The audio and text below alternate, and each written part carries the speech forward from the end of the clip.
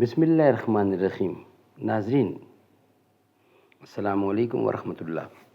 ہم آپ کے سامنے رکھ رہے ہیں کتاب خطہ پاک اوچھ شریف۔ اوچھ مسعود حسن شعیب نے لکھی ہے، اردو اکیڈمی بہاولپور نے یہ جاری کی ہے کتاب، ہم آپ تک پہنچانے کی کوشش کریں گے۔ ناظرین اس کے 9 ویلاگ ہم آپ تک پہنچا چکے ہیں۔ اوچھ شریف کے کھنڈرات۔ ناظرین صفحہ نمبر 29 باب اول اوچھ شریف، یہ آغاز کر رہے ہیں ہم ویلاگ نمبر 10 کا۔ کتاب کا ٹائٹل ہم آپ کے سامنے بیان کر چکے ہیں کہ خطہ پاک اوچھ شریف، مسعود حسن شعیب رائٹر ہیں اس کتاب کے، اردو اکیڈمی بہاولپور نے یہ کتاب جاری کی ہے جو ہم آپ کے سامنے رکھنے کو جا رہے ہیں۔ نحمدہ ونصلی علی رسولہ الکریم، بسم اللہ الرحمن الرحیم۔ نگاہ عشق و مستی میں وہی اول وہی آخر، وہی قرآن وہی فرقان، وہی یاسین وہی طٰہٰ۔ ارباب نظر کو کوئی ایسا نہ ملے گا، بندے تو ملیں گے پر مولا نہ ملے گا۔ تاریخ اگر ڈھونڈے گی شانی محمد، تاریخ اگر ڈھونڈے گی ثانی محمد، ثانی تو بڑی چیز ہے، سایہ بھی سایہ نہ ملے گا۔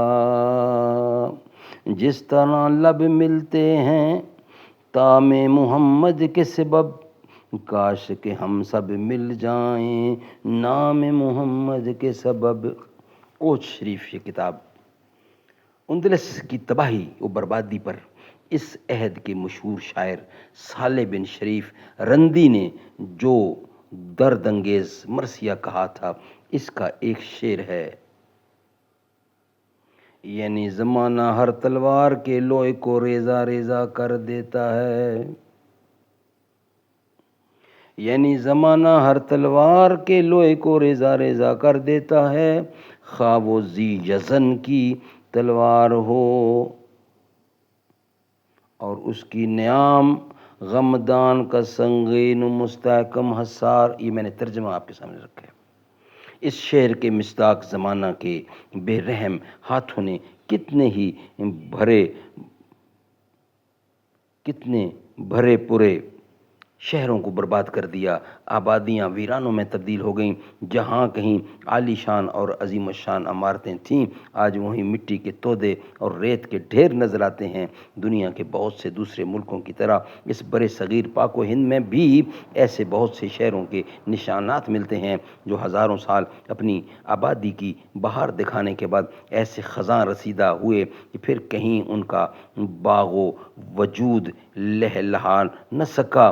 انہیں میں کچھ ایسے شہر بھی ہیں جنہیں امتداد زمانہ کے ہاتھوں مٹنے کے باوجود یہ شرف حاصل ہے کہ وہ نہ صرف ہماری سیزیدہ 100 سالہ تاریخ کی شاندار روایات کو اپنے دامن میں سمیٹے ہوئے ہیں اور ہماری ملی عظمتوں اور قومی رفتوں کے آئینہ دار ہیں، بلکہ نسل انسانی کی تاریخ میں ان شہروں کو سنگ میل اور نشان منزل کی اہمیت حاصل ہے۔ اسی قسم کی ایک بستی اوچھ شریف ہے جو سابقہ ریاست یعنی عباسی خاندان کی ایک شاخ داؤد پوترا کے حکمران نواب صادق محمد خان عباسی اول نے 1140 ہجری میں مطابق 1727 میں ریاست بہاولپور کی بنیاد رکھی اور 1955 میں پورے مغربی پاکستان کے 1 یونٹ بن جانے کی وجہ سے اس کی علیحدگی حیثیت ختم ہو گئی اور یہ صوبہ مغربی پاکستان کا ایک حصہ بن گیا۔ بہاولپور کا ایک اہم تاریخی، روحانی اور مذہبی مقام اور عظیم روایات کا حامل ایک ایسا شہر ہے جو آج سے کم و بیش 3000 سال بیشتر بہت بڑا تجارتی اور فوجی مرکز تھا اور آج ویرانوں، کھنڈروں، شکستہ قبروں، کوہنہ دیواروں اور بوسیدہ عمارتوں کی عبرت سرائے بن چکا ہے۔ یہ شہر سابقہ ریاست بہاولپور کی حدود میں چناب اور راوی کے سنگم کے قریب ایک سطح مرتفع پر واقع ہے۔ کسی زمانے میں یہ سیاست، تمدن، تجارت اور علم و آگہی کا گوہرا تھا۔ سیاحوں نے اسے پسندیدگی کی نظر سے دیکھا۔ فاتحین نے یہاں ڈیرے ڈالے۔ راجاؤں، مہاراجاؤں اور امراء سلاطین کے عروج و زوال کی داستانیں اسی سرزمین پر مرتب ہوتی ہیں۔ علم و عرفان کے سوتے یہاں سے پھوٹے، روحانیت کے چشمے یہاں جاری ہوئے، اور وہ کون سی دنیا کی دولت اور علم و عرفان کی نعمت تھی جو اس کے حصے میں نہیں آئی۔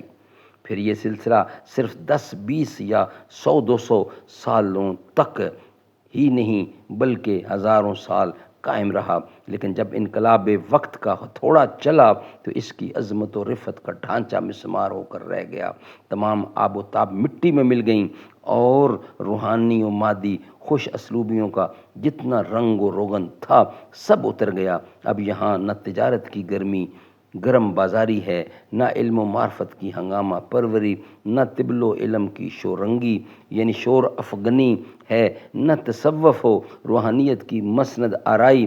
البتہ اس کی ایک خصوصیت جو لیل و نہار کی لاکھوں گردشوں میں سے گزرنے کے باوجود آج بھی قائم و برقرار ہے، وہ اس کی وہ دائمی شہرت ہے جو ہر زمانے میں نمایاں رہی، اور لیل و نہار کی گردشیں اس کے وجود کو مکمل طور پر صفحہ ہستی سے محو کرنے میں کامیاب نہ ہو سکیں، بلکہ جب اس کی مادی شان و شوکت کی رونقیں ختم ہوئیں تو اس کی آغوش و روحانیت کے ان گنج ہائے گراں مایا کے لیے وہ واہ ہو گئی جن سے اس دھرتی کی ساکھ قائم ہے۔